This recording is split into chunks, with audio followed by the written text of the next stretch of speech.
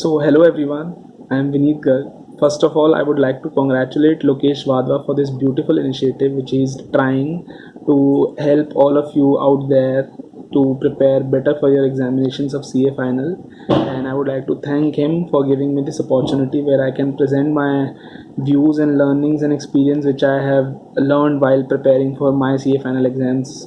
So I would share my learnings in some points. I hope it would help you. So the first point is, I think that first of all you should go through the author's book from where you have taken coachings or from wherever you have studied, be it ICI study material or any other author's book. So kindly go through it at least 2 times and make sure you're covering each and every chapter, because some people tend to kind of do this mistake where they kind of leave some chapters which are very important as far as examinations are concerned, like appeal revision, demand recovery. So these are kind of important chapters because weightage of these chapters in exam is quite substantial and one should not leave these chapters. In fact, these are very important. Further, as we all know that our paper 8 is kind of covered in 3 parts, first one being GST, second one being customs law, and third one being FTP. So I think you should also prepare accordingly, and your more focus should be on GST part, at as this covers the substantial part of the paper. So when we talk about GST, your more increased focus should be on the areas where there is any amendment in recent past, not just your attempt, but some attempts prior to your attempt. And if there is any amendment, so there are more chances that those areas will be tested in exam. So you should prepare better for those areas. Secondly, when we talk about customs law, you should have an increased focus on some chapters and you can have a lesser focus on some other chapters.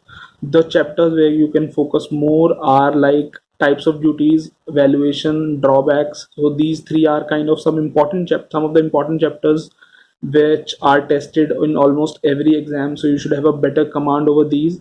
So when we talk about FTP, I think that it is, you should not waste much of time on preparing for FTP. The better way to revise and prepare for FTP is that you can watch out any of the videos, revision videos uploaded by any of the teacher which you may like, and just go through it 2-3 times. Make sure you're going through it while you're having a book in front of you so that you can kind of remember some of the key concepts. And let's just hope for the best. Maybe the things which you have read are, if they are tested in exam, it will be better for you. So it is not worthwhile if you are preparing much for FTP, because it acts as it does not cover much part of the paper. So another point which is helpful while you're preparing is that you should at least take 3 mock tests, and 3 means 3. You should at least take 3 mock tests.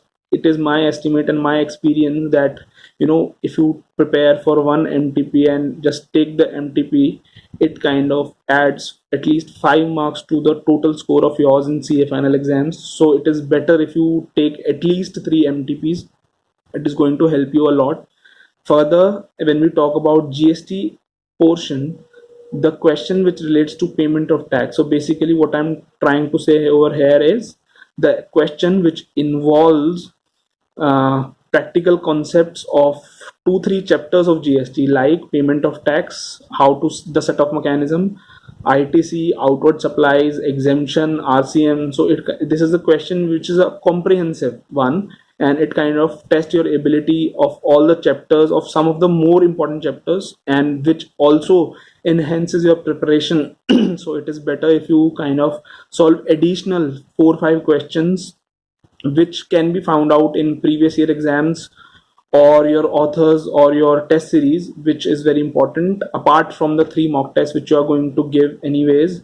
Further, when we talk about let's say some of the myths, whether we should remember section numbers or not, I would say this depends on how you're preparing. If you're preparing with section numbers, it is very good. It is an additional benefit if you write those sections in exam. It helps you to prepare a better answer.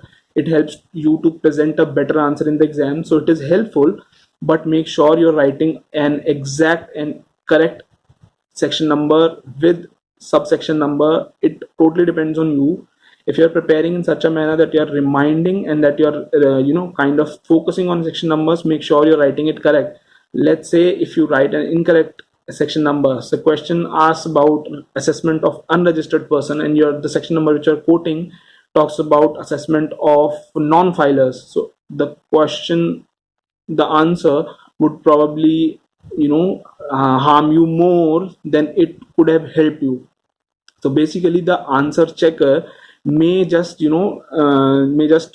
may just cancel the whole exam, whole question, whole answer, just on the basis that you have written the wrong section number. So make sure you're writing the correct section number if you're writing, otherwise avoid it. If there is a little bit confusion, just avoid it, because it is not going to help you in that way. Further, when we talk about, as I've already told you, that the last chapters like assessment, appeal, revision, demand, recovery, assessment, these are some of the important chapters, so one should not even try to leave these are very important when we talk about GST, because obviously you're not going to get whole of the marks from customs. There is going to be a question where you will not be able to score whole marks.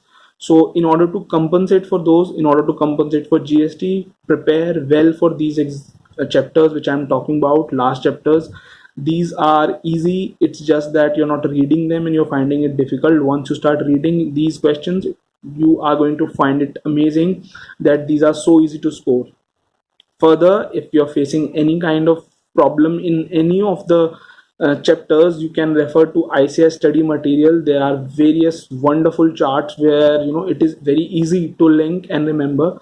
So that is another point which I want to tell all of you. Further, if anyone is trying, if anyone is preparing well for paper 8, and you kind of are backing much on this paper 8, so one thing which you can do is that go to prepare all the circulars. So there is going to be a question in the exam which any one of us is going to find it difficult. So these generally are the questions from circulars. So prepare well for circulars if you are planning to score above 60, above 17 IDT.